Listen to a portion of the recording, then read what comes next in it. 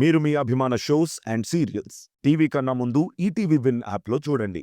Download and subscribe to ETV win app. 99 రూపాయలు మాత్రమే.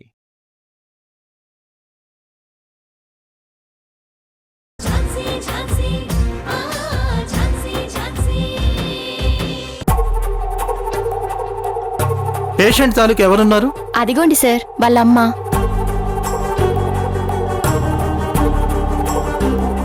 అమ్మా, సారు, నా కొడుకు. ఐఎమ్ సారీ అమ్మా, మేమెంత ప్రయత్నించినా అతన్ని బతికించలేకపోయాం. సారు, మీ అబ్బాయి చనిపోయాడు. సారు, సర్వా, నా సర్వా, సర్వా, సర్వా, సర్వా, సర్వా, సర్వా, సర్వా, లేరా, లేనన్నా. ఈ అమ్మను ఒక్కసారి చూడన్నా, ఒక్కసారి నాతో మాట్లాడినా. నువ్వే నా ప్రాణురా. రేయ్, నువ్వు లేకుండా నేనెలా బ్రతకాలి? అయ్యో భగవంతుడా.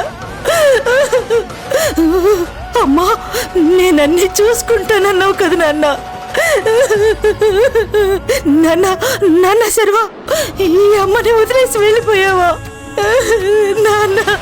అమ్మా, ఇలా చేస్తే ఎలా అమ్మా? కొంచెం ధైర్యంగా ఉండాలి కదమ్మా. ఇంకెక్కడ ధైర్యం అయ్యా? నా బిడ్డే నా ధైర్యం. నాన్న సర్వా, లేరా, అమ్మను ఒక్కసారి చూడరా. అమ్మా, అమ్మా నిన్ను బాగా చూసుకుంటా అన్నవి. నాన్న సర్వా, లేరా, ఒక్కసారి చూడరా.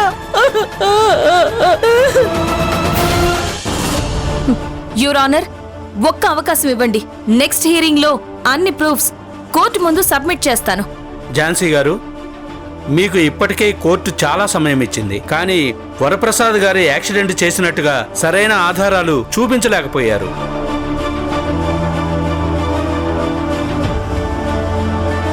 ఇక సమయాన్ని వృధా చేయడానికి కోర్టు సిద్ధంగా లేదు.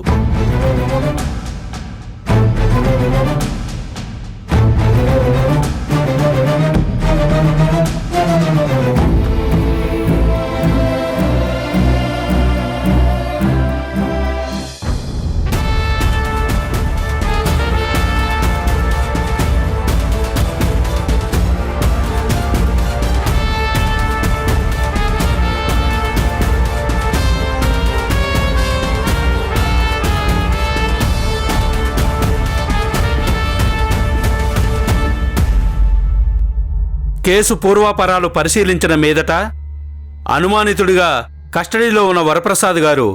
ఒక్క నిమిషం your honour.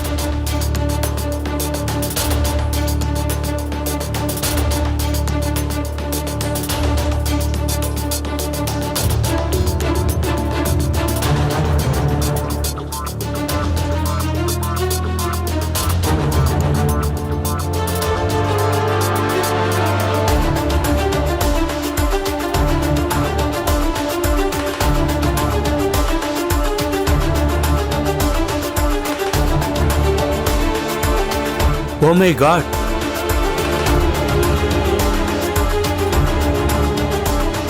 Sorry for the loss. పాపం, హాస్పిటల్లో చికిత్స పొందుతున్న శర్వ చనిపోయాడు.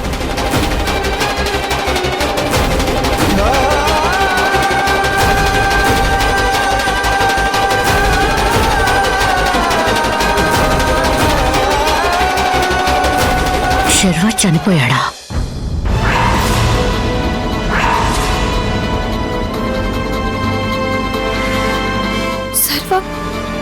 చనిపోయాడా? కేసు విచారణ జరుగుతున్న సమయంలోనే శర్వ చనిపోవడం చాలా బాధగా ఉంది. మై లార్డ్, పాపం చిన్నపిల్లాడు. అర్ధాంతరంగా తన జీవితం ముగిసిపోయింది. తనని కాపాడలేకపోయాం. కనీసం తన ఆత్మకి శాంతి కలగాలంటే తన చావుకి కారకులైన వారికి శిక్ష పడాలి.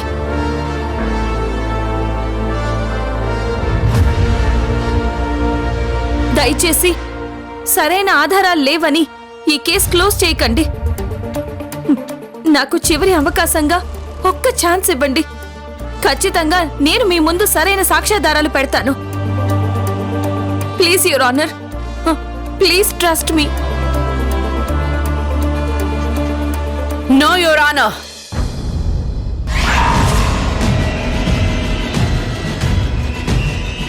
నా క్లయింట్ నిరపరాధి. అతన్ని విడుదల చేయవలసిందిగా నేను కోరుతున్నాను.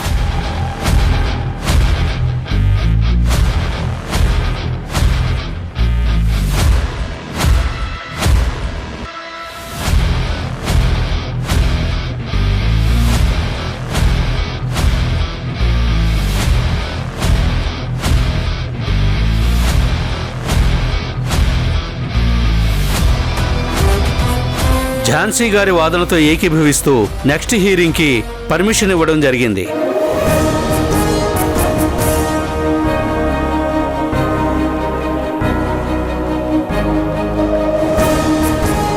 యాక్సిడెంట్ గురైన శర్వా చనిపోయినందున ఈ కేసులో సస్పెక్టుగా ఉన్న వరప్రసాద్ గారిని నిజానిజాలు తేలేంత వరకు పోలీస్ కస్టడీలోనే ఉంచాలని కోర్టు ఆదేశించడం జరిగింది.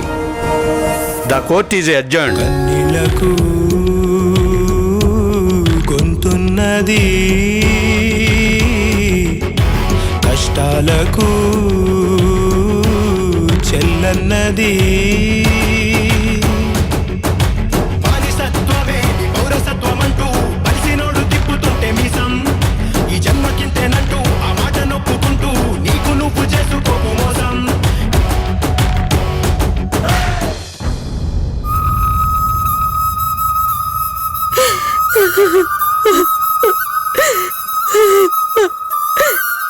అమ్మా, నా బిడ్డ నన్ను ఒంటరి దాన్ని చేసి వెళ్ళిపోయాడమ్మా.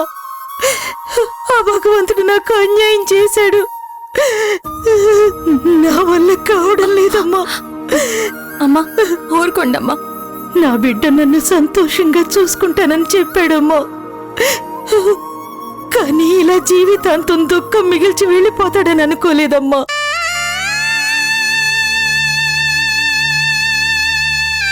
నాన్న శర్వ, ఈ తల్లిని వదిలేసి ఎలా వెళ్ళిపోయావురా? నా మీద కొంచెం కూడా జాలి లేదా? అయ్యో భగవంతుడా, నేనేం చేయను.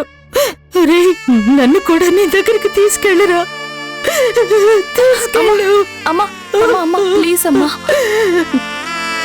ఇలాంటి సమయంలో ఎంత కష్టంగా ఉంటుందో నాకు తెలుసు. కానీ కొంచెం ధైర్యంగా ఉండాలమ్మా.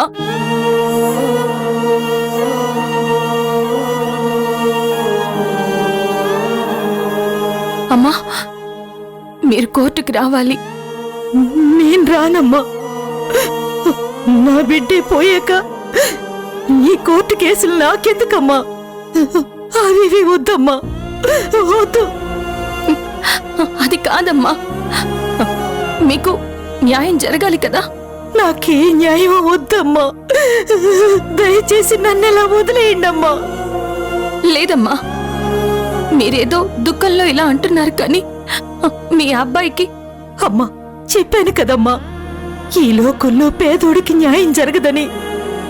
ఇక మీరు ఈ కేసు వదిలేయండి. మీరు నా తరపున వాదించినందుకు నేను మీకు జీవితాంతం రుణపడి ఉంటానమ్మా. అమ్మా అమ్మా, నేను చెప్పేది వినండి. మీ ఆశల్ని, మీ బిడ్డ కలల్ని రోడ్డు మీద నెత్తుటి మరకలుగా మార్చిన ఆ నేరస్తుడికి శిక్ష పడేలా చేస్తాను. మీకు నష్టపరిహారం అందేలా చేస్తాను. మీరు కోర్టుకి రాకపోతే మీ సర్వ ఆత్మ శాంతించదమ్మా.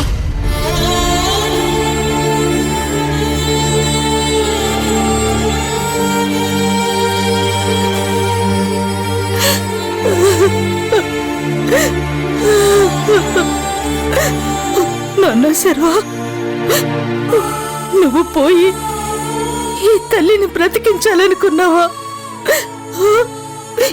ఎంత గొప్పోడివిరా నువ్వు. నా పాలిట దేవుడివిరా నువ్వు. ఎంత మంచి మనసున్న గొప్పోడివిరా నువ్వు.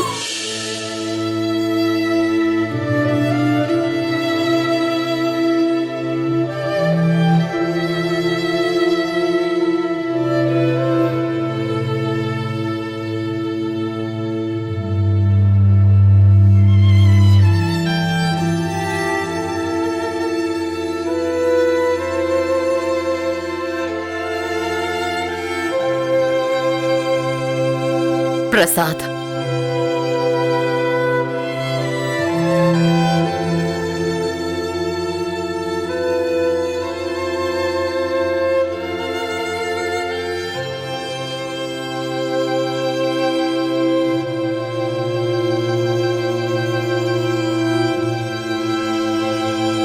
Don't worry Prasad. నో మృణాల్ని, ఆ పిల్లాడు చనిపోయాడు. నాకు చాలా బాధగా ఉంది. I can understand your situation. నాకు కూడా చాలా బాధగా ఉంది. బట్ నువ్విలా ఉంటే నేను తట్టుకోలేను ప్రసాద్. మృణాల్ని, నువ్వు నా కోసం చాలా కష్టపడుతున్నావు. నిన్ను ఇలా ఇబ్బంది పెడుతున్నందుకు నన్ను క్షమించు. ప్రసాద్, మీ పుట్టింటి పరువు నీ పరువు తీస్తున్నాను. నా మీద నాకే చాలా కోపంగా ఉంది. కానీ నేనేం కావాలని చేయలేదు. ఎందుకు జరిగిందో ఎలా జరిగిందో నాకు తెలియదు. కానీ మన జీవితం ఇలా చిక్కుల్లో పడ్డానికి కారణమయ్యాను.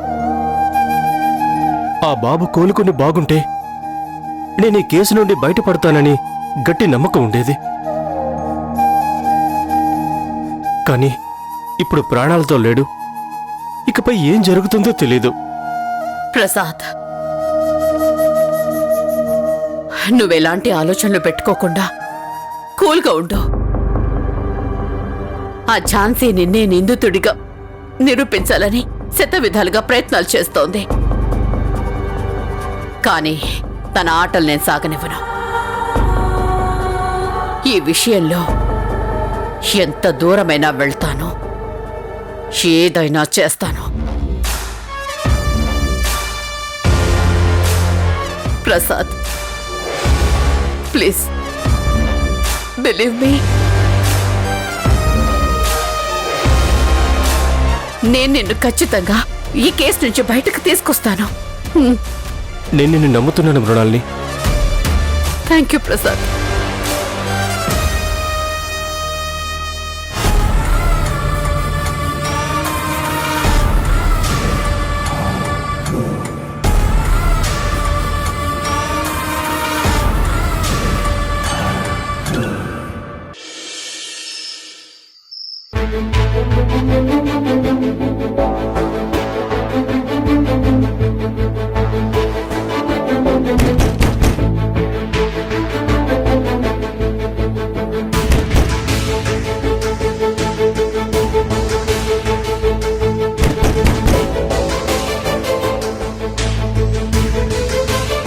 ఈ టైంలో ఎవరై ఉంటారు?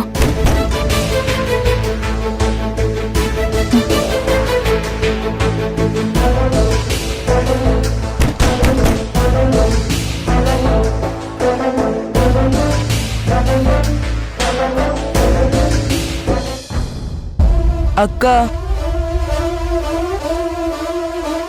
నన్ను చంపేశారక్క. పాపం మా అమ్మ, తనకేం తెలీదక్క. అక్క, మా అమ్మని సంతోషంగా చూసుకోవాలి అనుకున్నాను. తనకి ఏ కష్టం రాకుండా చూసుకోవాలనుకున్నాను. మా అమ్మ ఏడుస్తుంటే నాకేడుపొస్తుందక్క. నీకు నేనున్నానమ్మా అని ధైర్యం చెప్పాలనుందక్క. కానీ నేను ప్రాణాలతో లేను కదా. సర్వా, నేను బ్రతికుండగా మా అమ్మకి ఏ సాయం చేయలేకపోయాను. కనీసం నా చావైనా మా అమ్మకి ఉపయోగపడాలి. నిజంగా నువ్వు నాకు న్యాయం చేస్తావా? నాకు నష్టపరిహారం ఇప్పిస్తావా? ఏంటక్క నువ్వేం మాట్లాడట్లేదు? నువ్వు నాకు న్యాయం చేస్తావని నా మీద ప్రమాణం చేశావు కదా.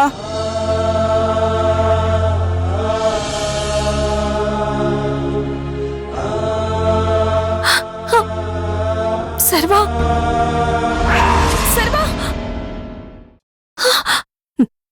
సర్వా పిన్ని పిన్ని పిన్ని ఏమైంది పిన్ని? ఏం లేదు నాన్న, ఏం లేదు. మరెందుకరిచావు? ఏం లేదు, ఏం లేదు. మీరు పడుకోండి, పడుకోండి. అక్క నువ్వు నా మీద ప్రమాణం చేసావు కదక్క, మా అమ్మకి న్యాయం చేస్తావా అక్క? మా అమ్మకి ఆ డబ్బు సహాయం చేస్తావా అక్క? సర్వా, ఖచ్చితంగా నీకు న్యాయం చేస్తాను, చేస్తాను సర్వా.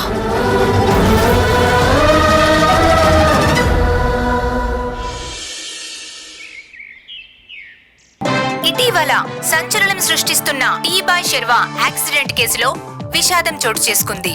యాక్సిడెంట్ జరిగిన దగ్గర నుండి ఇన్ని రోజుల వరకు హాస్పిటల్లో ట్రీట్మెంట్ పొందుతున్న శర్వా ప్రాణాలతో పోరాడి చివరికి మృత్యువాత చెందాడు.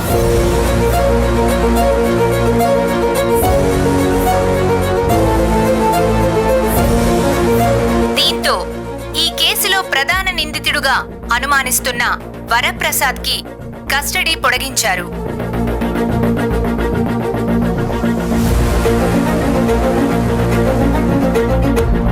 వరప్రసాద్ ప్రముఖ ఇండస్ట్రియలిస్ట్ సోమేశ్వరరావు అల్లుడని అందరికీ తెలిసిన విషయమే.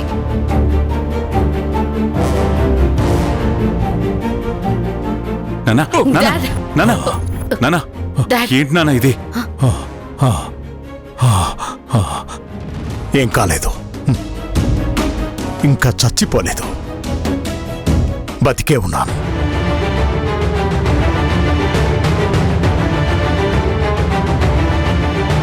కానీ ఇదే రిపీట్ అయితే, ఇలాంటి న్యూస్లు పదే పదే వస్తూ ఉంటే అది చూసి తట్టుకోవడం నా వల్ల కాదు. అప్పుడు ఏ క్షణాన ఈ సోమేశ్వరరావు గుండె ఆగిపోతుందో తెలీదు. నాన్నా, ఏంటి మాటలు? మీ అందరికీ తెలుసు నేను పరువు ప్రతిష్టలకి ఎంత విలువిస్తాను. అలాంటిది ఈ సోమేశ్వరరావు పరువు మొత్తం రోడ్డు మీద నిలబెట్టారు. నానా, ఏం కాదు నాన్నా. అసలు ఏం జరుగుతుంది మృణాలిని? ఏం చేస్తున్నావు నువ్వు? కేసు ఎలా అయినా గెలుస్తాను అది ఇది అన్నావు, ఏం చేశావు? కస్టడీ పొడిగించారు.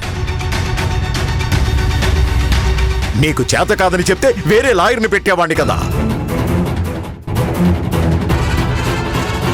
నేను అప్పటికీ చెప్తూనే ఉంటాను, మీరు వంటింటికి మాత్రమే పనికొస్తారు, ఇలా బయట వ్యవహారాలకి పనికి రారు అని. కానీ ఏదో చేసేస్తాను, ఏదో పొడి చేస్తానని నన్ను రిక్వెస్ట్ చేశావు కదా. కానీ ఏం జరిగింది? నీ భర్తని నువ్వు బయటికి తెచ్చుకోలేకపోతున్నావు. డాడ్ ప్లీజ్ నన్ను నమ్మండి, నేను గెలుస్తాను. ఎప్పుడు? ఆల్రెడీ జడ్జిమెంట్ మనకి ఫేవర్ గా వస్తుందనుకున్న టైంలో కరెక్ట్ గా ఆ బాబు చనిపోయాడు డాడ్. దానికి నేనేం చేయను? నాకు కారణాలు కాదు కావాల్సింది, రిజల్ట్స్. ఇది మన కుటుంబం పరువు ప్రతిష్టలకు సంబంధించిన విషయం. ఇప్పటికే నాన్న చాలా ప్రెషర్ తీసుకుంటున్నారు. నాకు కనిపిస్తోందన్నయ్య,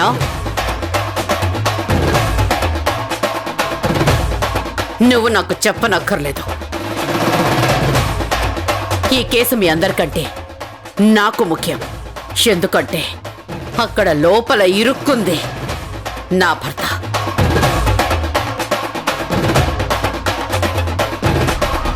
ఒక లీడింగ్ లాయర్ అయ్యుండి నా భర్త లోపలుంటే నాకు కూడా తలవంపులుగా ఉంటుంది. డాడ్ ఎంత బాధపడుతున్నారో నేను కూడా అంతే బాధపడుతున్నాను.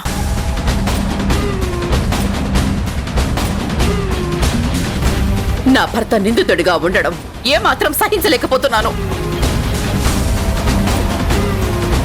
ఎన్నో వందల కేసులు గెలిచాను, కానీ నా భర్తని బయటికి తీసుకురాలేకపోతున్నాను. ప్రతి క్షణం నేను ఫైట్ చేస్తూనే ఉన్నాను.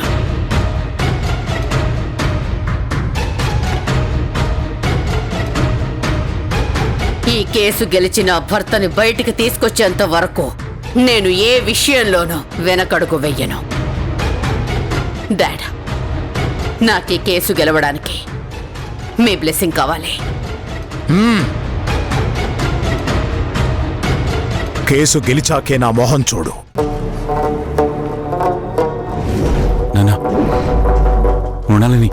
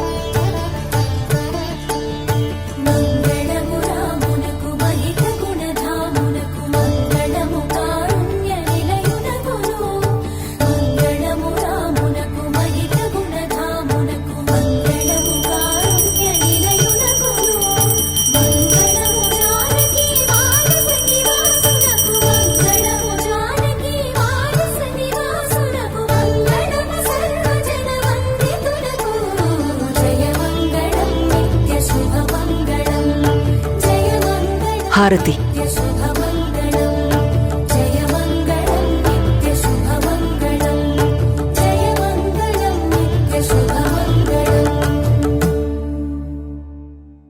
వదినా, నా మాంగళ్యానికి బొట్టు పెట్టవా?